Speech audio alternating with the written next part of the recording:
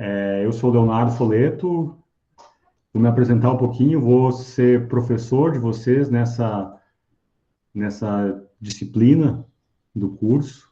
Acho um nome muito interessante que a gente criou, né, em parceria com o pessoal da escola, né, que é Insurreição Popular, Tecnopolítica e Contracultura Digital para Cineclubes.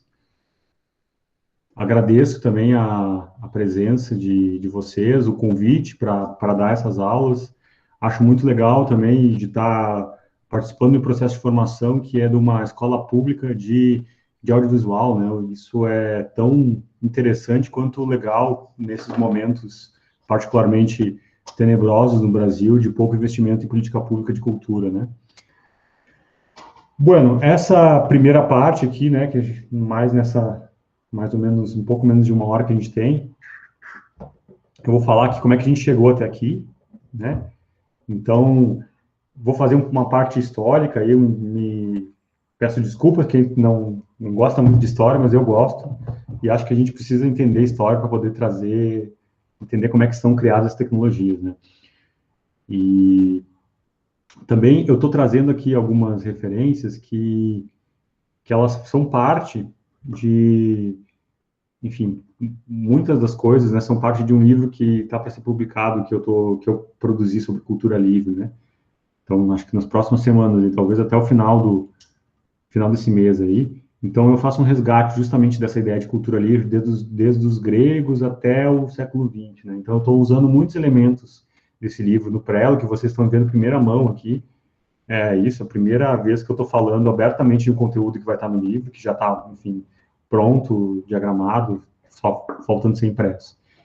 E eu acho que, por isso também que eu acho que é importante de falar de cultura, de resistência à tecnologia, é trazer para entender como é que foram feitos esses negócios, né? Entender que boa parte do mundo que a gente tem hoje, ele é um mundo muito baseado nas invenções e nas construções legais e tecnológicas do século XIX. Então, é muito louco, assim, mas boa parte das coisas que a gente tem, por exemplo, o nosso sistema que a gente tem de direito autoral, ele se estabeleceu e ele é muito pouco diferente hoje do que ele foi no século XIX. Então, ele começou a se consolidar, as primeiras leis de direito autoral, de patente, de coisas, elas surgem entre 1840 e 1890. Aí, né? Então, é um período que determina muito do mundo que a gente vive hoje, né? E isso sempre trazendo essa questão mundo ligado ao Ocidente e ao capitalismo, né? É claro que existem outras visões de mundo. Então, esses inventos que eu falo aqui, né, o telégrafo, o rádio, o fonógrafo, fotografia, o cinema, eles estão muito ligados eles são parte de um período histórico onde a gente teve uma profusão de, de novas invenções, né? E essas novas invenções se deram muito a partir de uma crescente industrialização, né, das coisas. Então, a gente tem um momento onde a gente saiu de um sistema feudal, né, aquilo que a gente vê nas aulas de história, um sistema que era baseado na Idade Média, na Alta Idade Média, muito baseado em pequenos feudos, em monarquias, enfim, em igreja, basicamente igreja e reinos, e a gente as pessoas, enfim, da época começam a se contrapor, né, esses reinos e o poder da igreja, e aí começam a burguesia, né, que se chama, começa a ascender, os comerciantes começam a se questionar por que a gente ainda tem que responder a um rei que tem a posse sobre tudo a partir de muitos séculos, e a gente nem sabe por quê, né, e aí está muito ligado ao próprio nascimento do capitalismo, né, então, sendo contra ou não ao capitalismo, o fato é que as tecnologias que a gente tem hoje como base da nossa vida, elas são criadas a partir do surgimento do capitalismo, a partir do surgimento da industrialização, enfim, das fábricas, da separação, né? Começa cada vez mais uma separação entre trabalho e vida, né? Até então a gente tinha isso muito próximo, né? E aí começa a separar, as pessoas começam a produzir, começa a ter as fábricas, começa a ter também a exploração, né? Como a gente sabe muito bem. Mas o fato é que esse período histórico tem muitos inventos, assim, que foram frutos desse período crescente de industrialização, né? E aí eles permeiam o nosso mundo como a gente vive hoje, assim, né? Por mais que possa parecer estranho a gente falar de telégrafo quando a gente tem internet hoje, né? Mas basta vocês imaginar que boa parte dos cabos submarinos que atravessam, particularmente América do Norte e Europa, que são os cabos de internet, que levam internet, por exemplo, do Facebook para Londres, sei lá, dos data centers das redes sociais nos Estados Unidos para a Europa e para o Brasil, eles são os primeiros cabos submarinos foram feitos para o telégrafo, para a comunicação em telégrafo. Então, assim, lá o negócio lá do século XIX ainda é a base da estrutura de comunicação que a gente tem hoje, né? E aí eu também trago essa questão do telégrafo, enfim, do rádio, porque são elementos que nos lembram de que a internet, de que o mundo que a gente vive hoje, ele é muito baseado em algo que é físico, né? Por mais que a gente ache que a internet venha do ar, e de fato vem do wireless, né?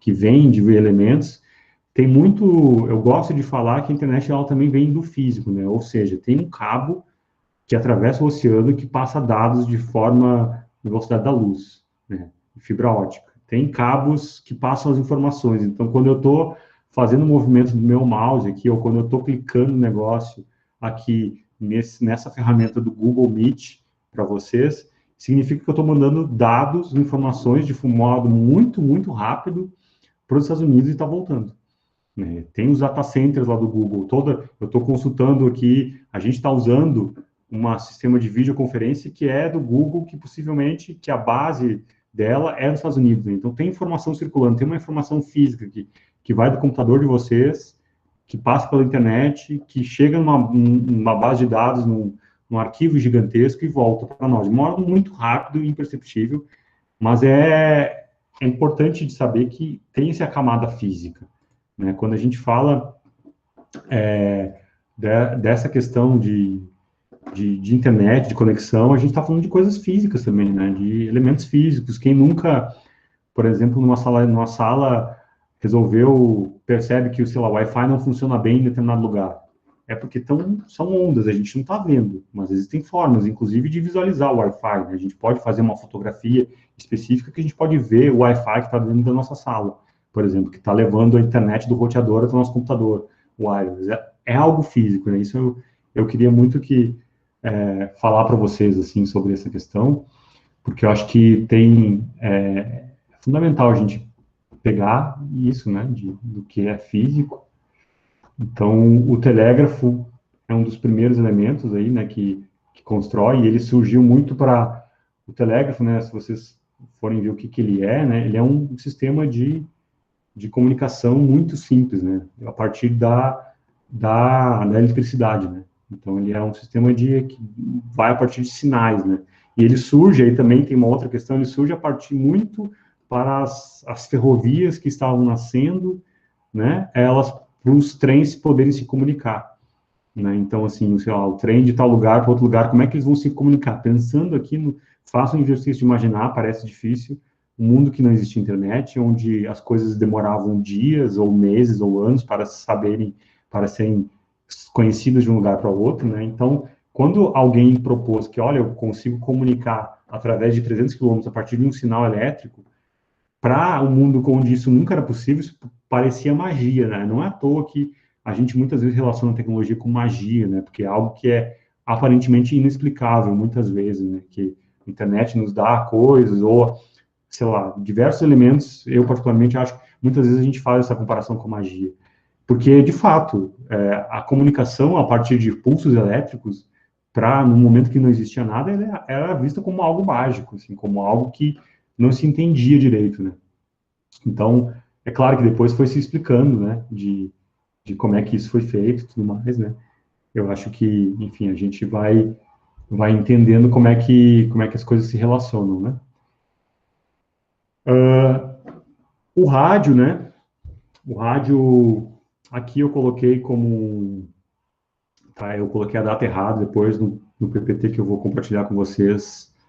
que eu vou dar uma revisada ainda, eu vou colocar a data certa, né, de 1895. Então, a gente está falando aqui também de pelo menos uns 60 anos de diferença entre o telégrafo e o rádio. Então, o rádio, ele nada mais muitas vezes, do que um telégrafo wireless, né? Então, uma forma de comunicação que a partir de uma onda física se comunica de um lugar para outro, né? Então, ele é oficialmente atribuído lá ao Marconi, né? Um italiano chamado Guglielmo Marconi, que vocês devem ter ouvido falar em algum momento sobre história de rádio e tudo mais.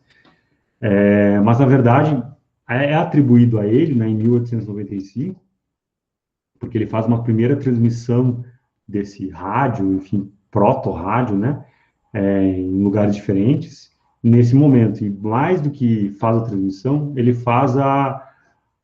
ele registra isso enquanto uma patente, né, e já existia um direito autoral, já existia um sistema jurídico que determinava um registro de tecnologias, né? Então, quem inventasse primeiro e pagasse uma quantia para uma sociedade que regulava isso, detinha a patente desse negócio, né? Então, o que o Marconi fez foi registrar a patente primeiro, né? E isso é uma outra coisa que eu queria falar para vocês também, né? Sobre a internet,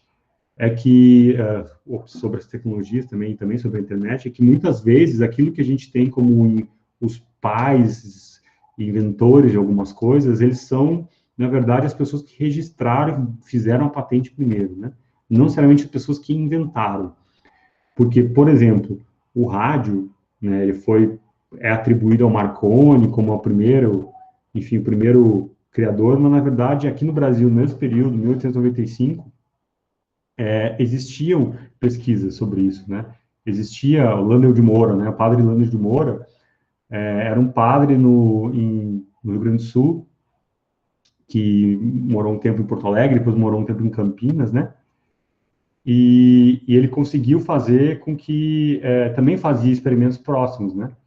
Ele trabalhava com isso, né? Então, o fato de ter sido feito nesse momento, né, significa que registrado nesse momento pelo Marconi é porque ele tinha condições de fazer esse registro. O Marconi, o Lando de Moura aqui no Brasil, ele fazia isso de forma muito autodidata, né? Ele só conseguiu registrar que ele fez uma transmissão de rádio ou que poderia ser considerado como rádio 4 anos depois do Marconi, em 1899, porque ele conseguiu uma estrutura, conseguiu convencer pessoas que tinham dinheiro, conseguiu convencer um jornal que na época tinha esse poder de chancelar uma invenção ou não, né? Ele conseguiu depois, né? Se ele tivesse uma estrutura, por exemplo, ele poderia ter feito isso antes, né?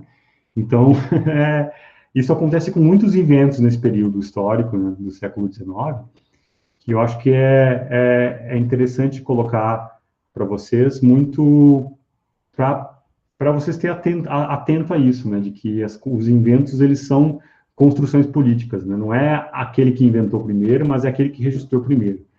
E existia todo um caldeirão de informações circulando, e aqui informações, na maior parte, no norte do mundo, né, é importante situar, é no norte do mundo e a partir de homens, né, a gente está falando de um predomínio de uma cultura onde os homens detinham essas invenções, né? Detinham conhecimento sobre essas invenções e que ficaram para a história. A gente tem um apagamento de mulheres que estavam presentes nesse momento histórico e que não ficaram para a história, que a gente não conhece. Felizmente, a gente está tendo um momento de resgate disso, né?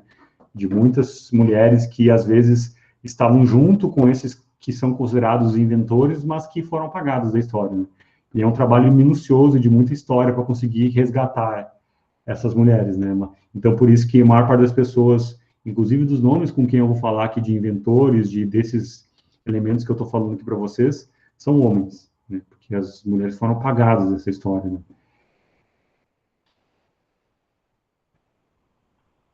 Bueno, fonógrafo, eu estou falando dessas tecnologias também para vocês entenderem que o cinema, quando ele nasce, que ele tem aquela junção, né, do movimento, da imagem em movimento, ele não veio do nada, né? Ele veio de todo um contexto de muitas tecnologias que já estavam acontecendo, né? Então, isso, telégrafo, rádio.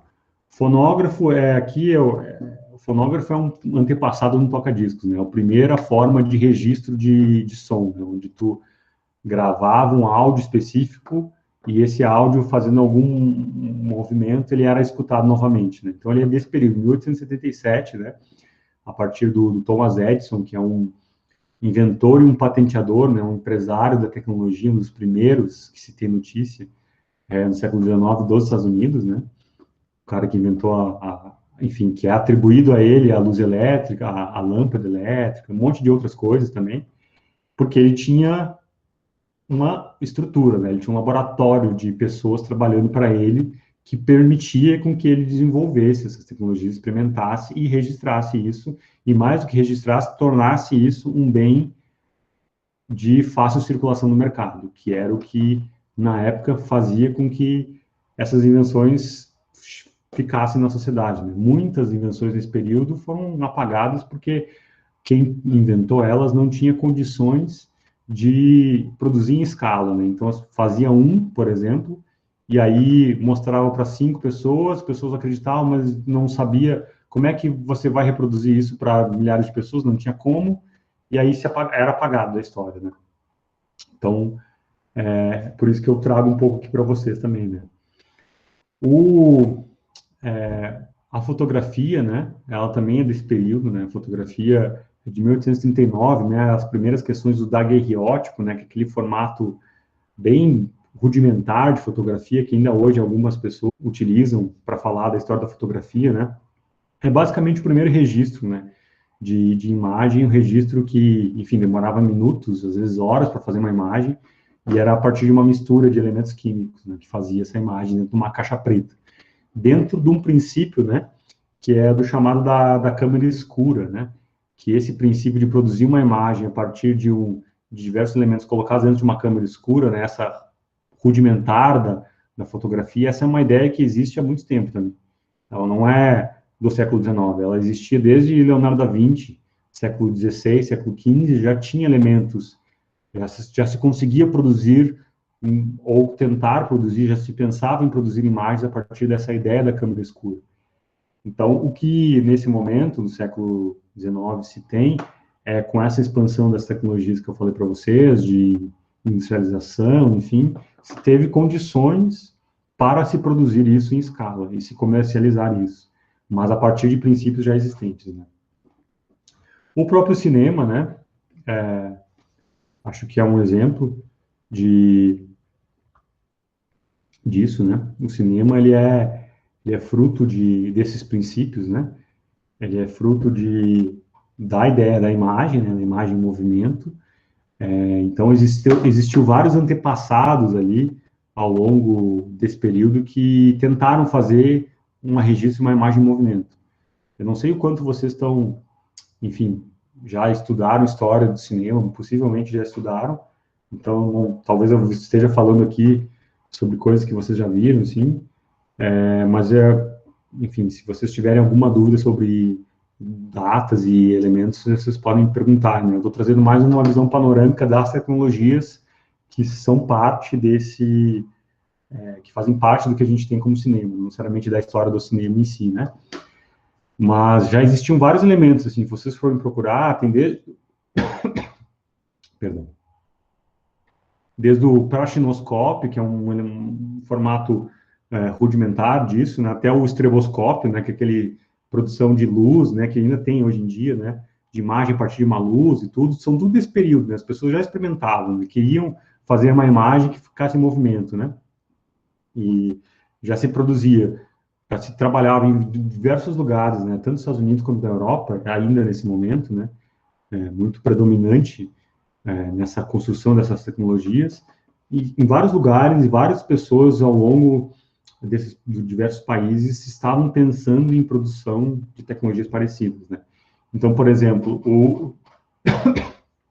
o cinetoscópio era uma espécie de um antepassado da câmera de cinema, né? Que era produzido nos Estados Unidos, né? Pelo laboratório do Thomas Edison. Então, o que ele fez, né? Ele já estava lá um pouco antes dos Lumière, né? Dos irmãos Lumière, que são a quem é atribuído a invenção do cinema, né? Ao longo da história, né? Na França.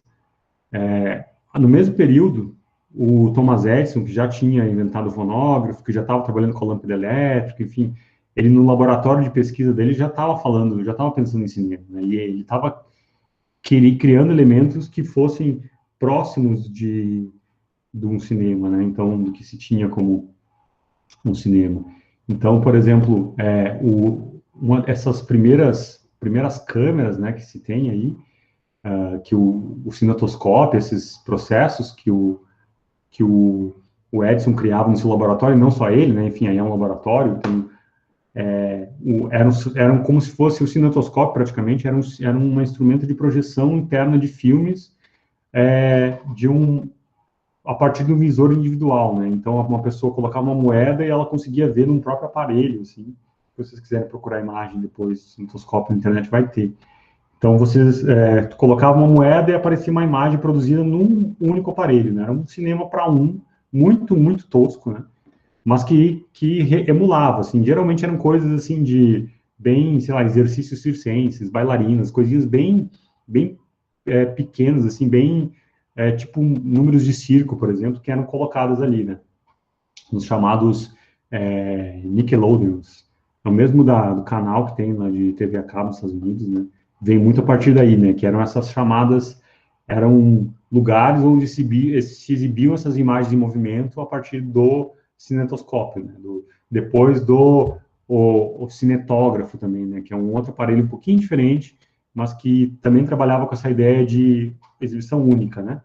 Exibição de uma imagem produzida ali e única. Então, e claro que tanto Thomas Edison produziu isso muito a partir de uma perspectiva de lucro, né? Ele, inclusive, era uma das formas com que ele mais se tornou um grande empresário de tecnologia, né? Criou um vasto império a partir da General Electric, né? Que até hoje se conhece, a partir dessa ideia de uma visão comercial, né? Então, ele pensou, já existia, ele já acompanhava a evolução da fotografia, já acompanhava a questão do fonógrafo, da luz elétrica, então ele resolveu, como é que eu posso fazer um aparelho, enfim, que exibia imagens de movimento, mas ao mesmo tempo, como é que eu posso comercializar isso e pagar os custos de fazer essa pesquisa, e não somente pagar, porque ele era um empresário, mas ganhar dinheiro com isso, né? Então, está muito atrelado a esse momento, assim, da história, e o Edison fez muito bem isso, né? Opa. Cinematógrafo, né? Aqui a grande invenção aqui dos Lumière, né, foi justamente esse aparelho, né? Enquanto o Edison estava experimentando com o cinetoscópio para uma pessoa e tal, o cinematógrafo ele tinha, que é o que a gente entende como uma câmera de cinema, que deu origem ao que a gente entende hoje como cinema, era um aparelho 3 em 1. Então ele gravava, revelava e exibia os filmes. Né? Isso já era uma diferença em relação aos aparelhos do Edison. Então ele gravava, revelava, exibia, né? E exibia para mais de uma pessoa. Então já era uma melhoria, mas uma melhoria pensando também na visibilidade pública disso, né? E aí a patente, né? E aí mais uma vez a importância das patentes desse momento, né? Do registro na França de 1895, né? O Edison, se vocês forem procurar nesse mesmo período também estava experimentando com as coisas. Então tem muitas contradições aí. Vai ter umas histórias que vão dizer que é o Edison que inventou o cinema e tal. Mas o que se tem ao longo da história do cinema é que os Lumière a partir do cinematógrafo, né? É melhor ficar com essa visão, porque a gente também não tem informação suficiente para poder questionar às vezes, né? Ou se tem, se alguém, enfim, dá para fuçar para tentar ver, né? E aí tem o clássico, né? O que os Lumière fizeram, né? Além de os Lumière eram filhos de um pequeno industrial da francês, né? Então, assim, aí também já dá para pensar. Eram pessoas filhos de um pai que tinha dinheiro para investir, né? Minimamente, assim, que tinha grana, né? Inclusive, esse primeiro filme, que eu acho que vocês já conhecem, eu nem vou exibir ele aqui, né? Mas é só vocês procurarem pela Saída dos Operários, é da própria fábrica do pai dos irmãos Lumière, né? Então, o que eles fizeram? Eles fizeram fizeram pequenos filmes, né? Com essa câmera que eles inventaram, cinematógrafo, e filmes aqui, assim, muito, é o modo elogioso de dizer, porque eram coisas muito precárias, assim, a gente poderia até chamar de documentários, mas eram documentários curtíssimos, né, de menos de 1 minuto, E o que eles fizeram foi também uma articulação com a sociedade da época, de Paris, da França, para poder exibir esses filmes, uma exibição pública, né? Então, eles fizeram, teve algumas exibições não públicas, até que fizeram uma exibição pública, né? E a data que eles exibiram uma série de curtas que eles produziam, esses microfilmes, aí é considerado como a primeira, enfim, a primeira exibição de cinema, né? Foi, enfim, foi o primeiro filme da história do cinema é considerado esse, particularmente esse que eu estou mostrando para vocês, né? Então, assim, recapitulando, né? O quanto esse aspecto da construção dessa tecnologia, ele não é do nada, né? Então, assim, quando a gente fala de invenção, do aparelho que produzia, que gravava, exibia os filmes, ele não veio do nada, ele veio todo de um cabedal, de umas informações, de um espírito do tempo que procurava coisas parecidas para produzir isso, e ele não é do nada, né? Ele vem sobre o ombro dos gigantes, né? Uma expressão que se tem, né? Que a gente sempre cria sobre o ombro dos gigantes, ou seja, nunca a partir do nada. Ninguém cria a partir do nada, sempre se cria a partir de alguma coisa, né? O que a gente tem, de modo geral, né? Ainda hoje é a predominância de uma certa visão romântica de que alguém, né? De que os Lumière lá em casa, entediados na sua fábrica lá em Lyon, né? Que era onde eles viviam, na França, eles entediados, eles resolveram criar uma máquina de exibir, de produzir, revelar os filmes do nada. Não, eles sempre pesquisa, né? É mais próximo ao que a gente tem como uma produção acadêmica, né? Hoje, que é a partir do já existente, sempre a partir do já existente. Então, todas essas tecnologias que eu estou falando aqui para vocês, e aí também a internet e as outras, elas são a partir de coisas já existentes, né? E o que a gente pode se questionar é o quanto a partir por que essas tecnologias ficaram para nós e quantas foram apagadas. Porque talvez fossem até mais inteligentes, mais bonitas do que as que ficaram, mas elas talvez não tivessem a estrutura de serem produzidas em escala industrial, que é, no fundo, o que fez propagar essas tecnologias, né? Então, estava falando para vocês, o Thomas Edison, por que ele é considerado o inventor de várias coisas? Porque ele criou uma estrutura financeira, ele soube se relacionar com os grandes banqueiros, empresários da época dos Estados Unidos, para poder viabilizar o produto, né, a tecnologia enquanto produto de larga escala. Infelizmente, para poder tornar aquilo vendável, ele teve que se aliar a algumas coisas e ele criou a partir dessa perspectiva, né? Então, eu gosto de falar isso também porque não serve apenas para as tecnologias, né? Serve para qualquer bem cultural, para qualquer texto, para qualquer filme, para qualquer música que vocês fazem. Ela nunca é a partir do nada, é sempre a partir de outras, né? Sempre a partir de outras referências.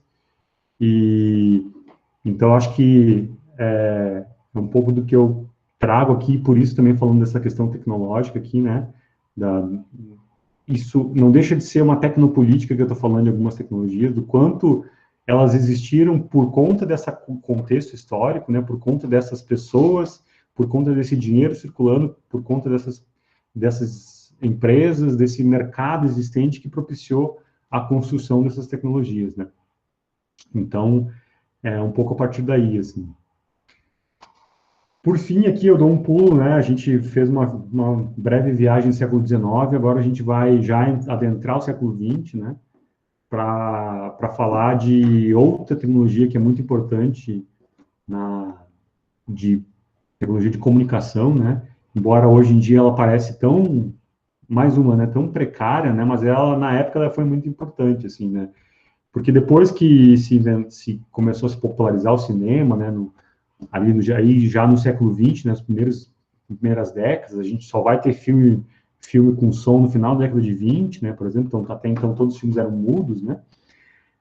Depois a gente começa os primeiros 50 anos do século passado, século XX, também é uma continuação desse momento de muita profusão de novas tecnologias, né? Então, a partir da ideia do registro, né, do gravador de fita, né, do fonógrafo, que vai virar um toca-disco, que vai virar um gravador a partir de equipamentos físicos, né, gravando numa imagem. A partir disso é que começou a se falar também, né, da construção de uma imagem que já não é mais única, é uma imagem que é reproduzida, né? Então a gente começa a ter imagens que são objetos que reproduzem imagens e sons, né? Não é apenas, por exemplo, como era, sei lá, com um fonógrafo ou com um cinema. O cinema já é um primeiro passo, né? Que, ou seja, não é apenas a reprodução de uma imagem. Ela está, não é apenas a exibição, é a reprodução de uma imagem. Né? Você está criando uma imagem. E no início das primeiras décadas a gente tem a profusão disso, né? Então, para a época, isso foi algo muito, ainda hoje, muito importante na história da humanidade. Essa quebra de achar que de uma imagem, de somente uma imagem ser única, né, exclusiva, um quadro exclusivo, um livro que é, enfim, um texto que é exclusivo e passa a ter a possibilidade de ser reproduzido em massa.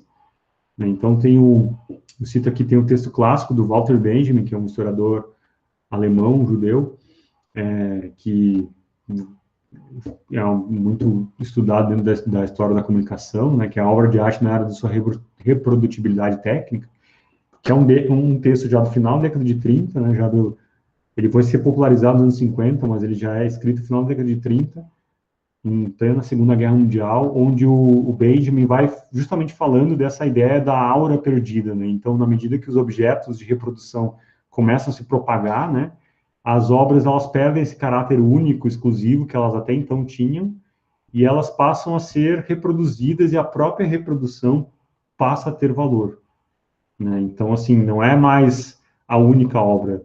A reprodução de uma obra, né, a reprodução de um disco, não é mais a pessoa que vai tocar uma música ao vivo, é a reprodução disso, não é mais a imagem parada, mas é a reprodução dessa imagem que ela já passa a ter um valor que ao longo da história da humanidade até então não tinha. Então, começa a se falar em tecnologias de reprodução, né, e começa a se propagar, né, e isso, dentro desse processo, a gente tem aqui as reproduções especificamente de vídeo, né, o videocassete, né, então a gente está falando o videocassete, enquanto ele começa a ser popular, digamos, aí, popular, mais uma vez, na Europa, nos Estados Unidos, a partir do final da década de 50, início dos anos 60. Então, a própria fita cassete, né, os um pouco mais velhos, de acima dos 30, que nem eu, vão lembrar, né, de como que a fita cassete, na época da fita cassete, de tu gravar, né, uma fita que era chamada de virgem, que tinha 60 minutos, que tu podia gravar os sons de um toca-discos ou de um rádio e tudo mais, é uma tecnologia que ela se relaciona com o videocassete, né, ela tem a mesma base, né, são elementos diferentes, uma é mais fina, outra é mais grossa, mas elas partem do mesmo material, né, então, e elas são de períodos parecidos, né? Então, as primeiras fitas comercializadas, sejam essas fitas chamadas de virgens, quanto as fitas com uma música, com um disco, elas começam na década de 60, né? Elas vão se popularizar mais adiante, mas elas começam a ser produzidas nesse momento. Então, a gente já tem um momento onde as coisas onde a ideia da eletrônica já estava mais propagada. Então, a gente tem, por exemplo, o rádio já estava sendo popularizado, já existiam rádios. A televisão vai ser inventada ainda na década de 20, mas vai se popularizar mesmo na década de 50. E o videocassete, né, como elemento de reprodução de filmes, né, e reprodução de vídeos, ele se populariza nos lares, particularmente nos Estados Unidos, nesse período, né, e claro que todas as tecnologias também trazem disputas legais aqui, né, que mais uma coisa que eu acho importante trazer, assim, para vocês, porque imaginem, faça um exercício.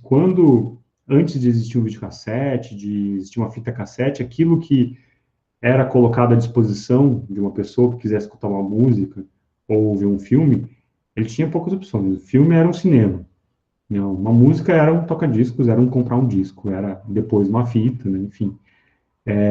Na medida que tu cria algo que a pessoa, enquanto usuário, enquanto consumidor, pode fazer a sua própria gravação, quando ela pode pegar uma fita cassete, pode comprar um disco e fazer a sua cópia dessa fita, ou ela pode pegar um filme, né, enfim, aí também com a expansão das videolocadoras, e pode gravar os seus próprios filmes a partir do que é exibido, né, ou pode simplesmente pegar uma câmera e gravar coisas, começa a ter vários confrontos legais, assim, porque até então, digamos que a indústria dos bens culturais, do cinema e da música, que se erigiu a partir dessas invenções, ela não dava essa possibilidade para os usuários, né, para as pessoas.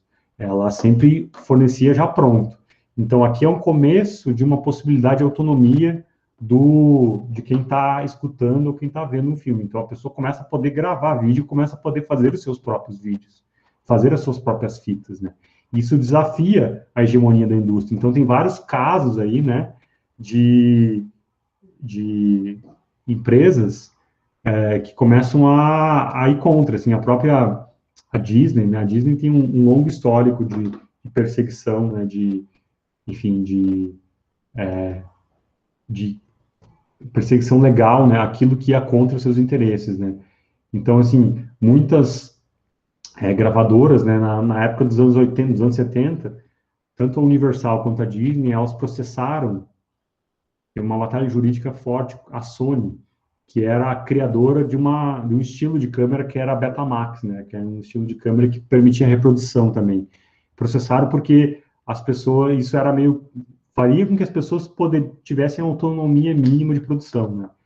Então, eles processaram porque eles não queriam que as pessoas tivessem a produção, eles não queriam que mudasse, não queriam que eu, enquanto pessoa que comprasse um filme, uma locadora um filme da Disney, que eu pudesse gravar para mim e passar para meus amigos sem precisar que eles gravassem, que eles comprassem novamente. Então, teve um lobby muito grande aí nesse período, um período de muitas disputas jurídicas, né, que eu acho que sempre que acontece, e isso sempre acontece quando tem uma nova tecnologia surgindo, né? Então, quando a gente tem uma tecnologia que desafia o status quo, aqueles que representam o status quo, que estão perdendo dinheiro, começam a processar e aí entra uma batalha jurídica.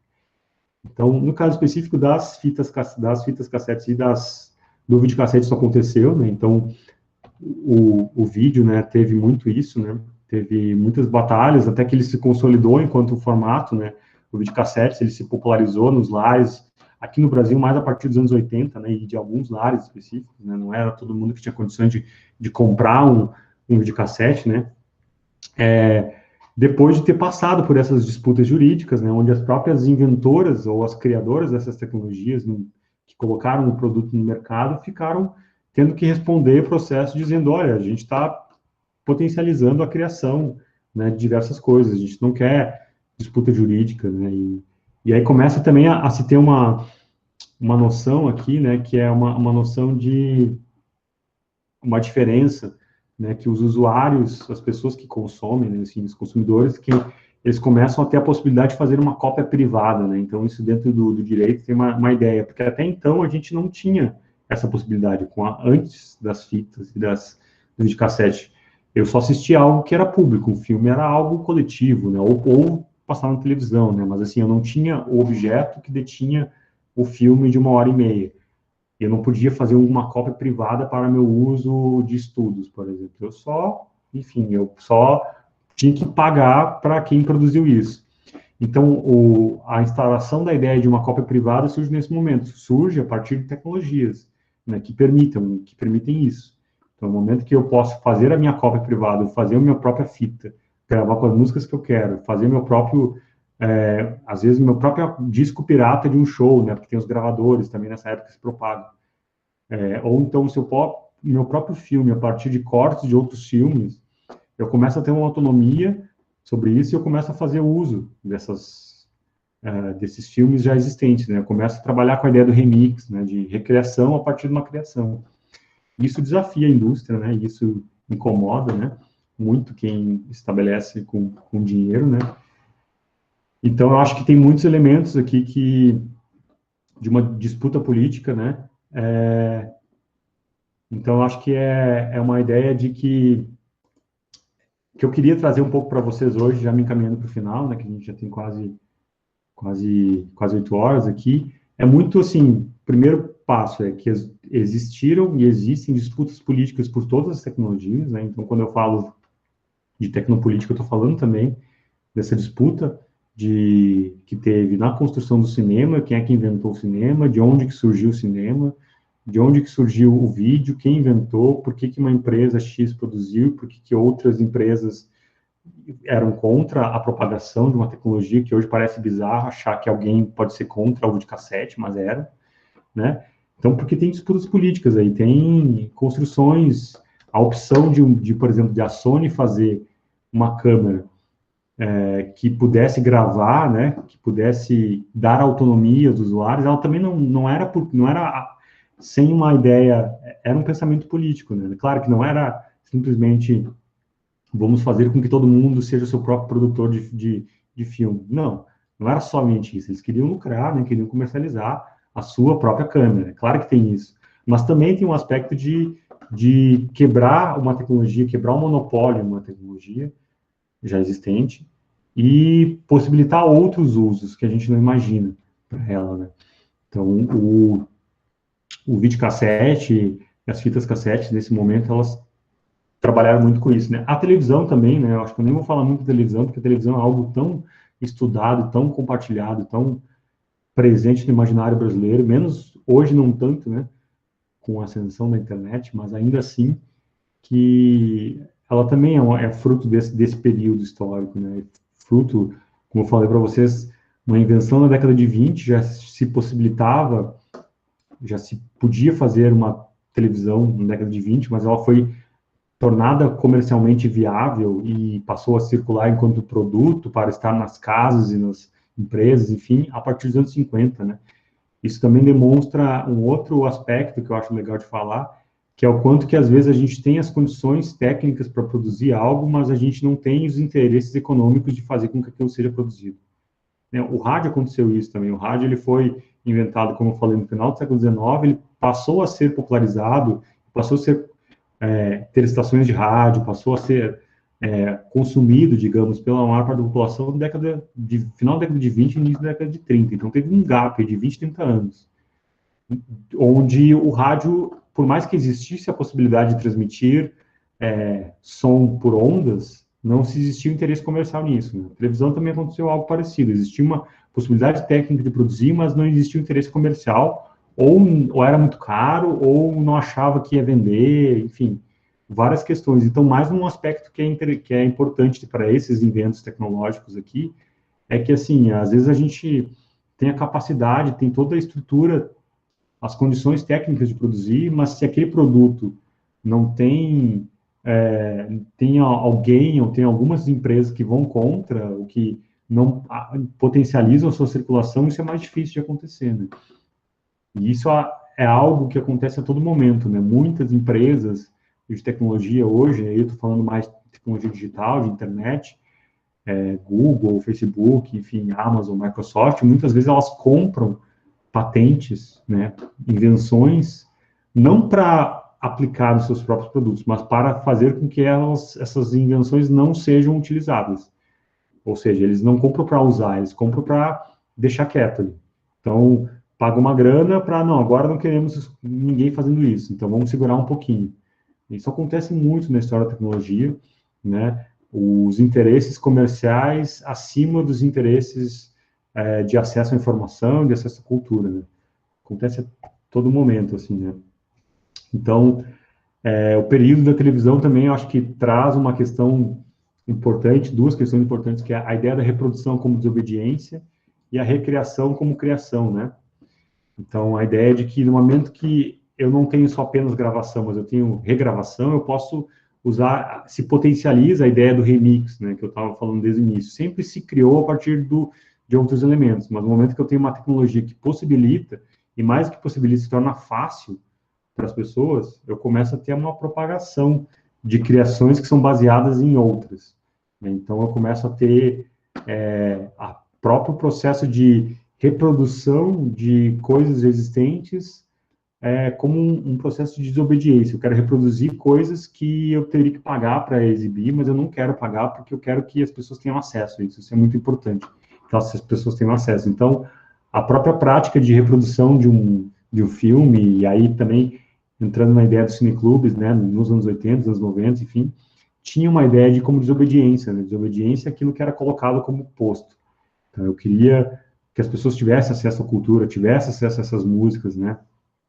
E as músicas produzidas e que não eram comercializadas, enfim, em algum lugar. Então, eu fazia uma rádio e eu pegava, alguém tinha um acesso sei lá, algum disco específico e eu colocava nessa rádio, né? Isso de forma pirata, enfim. A gente também tem uma certa propagação de rádios piratas nesse período, dos anos 70, anos 80, né? Que utilizavam muito disso como um processo de desobediência. Enfim, até que, né, no final dos anos 70, com a invenção do computador pessoal, né, e, e mais final dos anos 80, início dos anos 90, com, de fato, a propagação da internet, a internet comercial, a gente tem algo que bagunça tudo que a gente viu aqui de instrumentos tecnológicos, não apenas reproduzem, gravam, mas também circulam, né? Tudo passa a ser feito num único equipamento, né? Num computador, né? Então, os final dos anos 70, né, quando a gente tem onde a gente já existia a consolidação da televisão, já existia videocassete, os primeiros computadores pessoais, né, ali na região conhecida como Vale do Silício, Califórnia, né, Estados Unidos, começam a ser produzidos no final dos anos 70, né, a Apple lá do Steve Jobs e Steve Wozniak é desse período, né, começam a produzir os primeiros computadores pessoais, né, porque os computadores já existiam em outros períodos, o computador grande como processador, máquina processador de cálculo existia desde os anos 40, né, e com esses computadores pessoais se propagando nos anos 80 e com a invenção da internet como uma rede, né, muito baseada na transmissão de informação, né, e aí também essa imagem que eu mostro para vocês, a imagem dos cabos submarinos de internet, e muitos daqueles que, do maior fluxo ali entre Estados Unidos e América do Norte e Europa são baseados nos telégrafos, né? Se vocês forem procurar na internet cabos submarinos, mapas dos cabos submarinos, tem um mundo à parte, assim, muito interessante. Quando a gente tem a junção de um equipamento técnico, computador, que consegue fazer tudo ao mesmo tempo, conectado com uma rede mundial de computadores que une todas essas máquinas de poder de produção, de gravação, de exibição, de circulação, a gente tem uma potencialização gigantesca que, enfim, que é o que a gente está vivendo há 30 anos aí, quase, com a internet, e que modifica completamente a história da humanidade, né, que eu sempre falei para vocês de tecnologias, até o século XIX não existia essas tecnologias de reprodução, a gente começa a ter algumas tecnologias de reprodução, e aí a gente tem o computador aliado à internet, que é algo que mexe com tudo, né, que mexe com todas com toda essa cadeia de produção, com toda a política, a geopolítica mundial, a partir dessa máquina que a gente tem, que vocês todos estão acessando isso, sejam computadores ou sejam smartphones. Então, bueno, gente, eu acho que já são 8 aqui. Acho que era mais ou menos o que eu queria falar hoje para vocês, né? Esse de fazer como é que nós chegamos até aqui, né? Hoje era mais um preâmbulo do que eu vou falar amanhã e quarta-feira, né? Os próximos 2 dias, sobre como é que a gente chegou até aqui, né? Como é que a gente pode entender melhor essas tecnologias, entender que existiam pessoas por trás, existiu investimento, existiu várias coisas que fizeram com que elas fossem o que elas são hoje. E amanhã a gente vai entender melhor como que a internet bagunçou tudo, como é que a internet trouxe elementos muito diferentes para essas tecnologias existentes de gravação e reprodução de informação e de imagem, né? Então, acho que por hoje era isso. Eu queria, não sei se vocês querem ter alguma questão, se vocês quiserem falar também, fazer algumas dúvidas. Eu vi que tem vários comentários aqui sobre pessoas sobre fita cassete, sobre, enfim, sobre hoje a tecnologia digital barateando e democratizando a produção audiovisual, que acho que isso eu vou falar amanhã, mais especificamente, né, sobre essa apropriação da circulação livre dos conteúdos, né? Enfim.